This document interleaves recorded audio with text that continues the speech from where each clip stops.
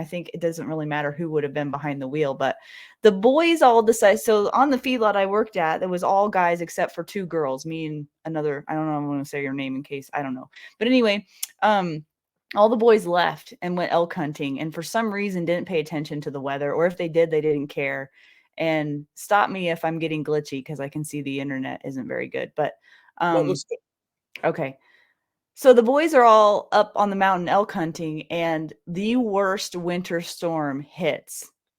And of course, we're concerned about them, but like they'll probably be okay because we are stuck on the feedlot trying to get tractors to run in 30 below weather.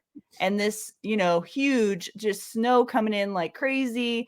And we're trying to get the feeding done, and we're trying to keep all the waters thawed out. I mean, it was just a mess because not only was it horrible weather, but there were only 2 of us when normally there's a whole crew. So it was just me and this other girl just trying to keep things running. And that the night before, I think when it dipped down like to 30 below, we never even shut the tractors off. We left them in and left the tractors running all night.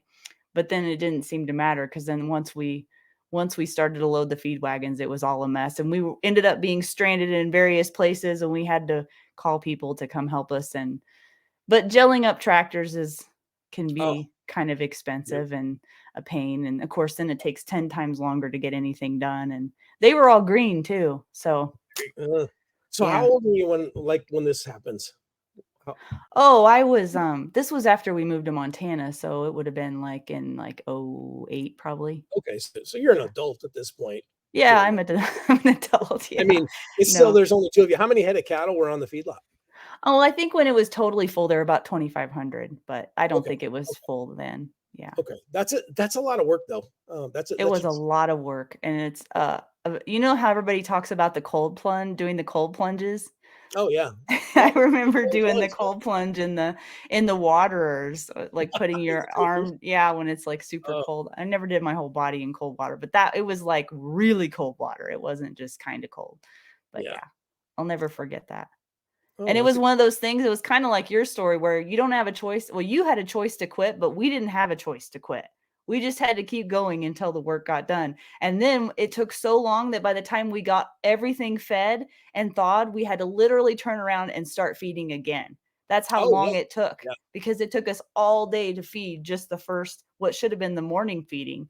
And then by the time we finally got done with that, we had to turn around. Twice a day? Yeah, we were feeding them twice a day. Okay, yeah. We just fed once a day and then twice on Saturdays so we could take Sunday off. Are you serious? Wow. Yeah. We fed them a lot, I guess, yeah. I mean, we just gave them, enough. Well, we could only hold so much, so anyway.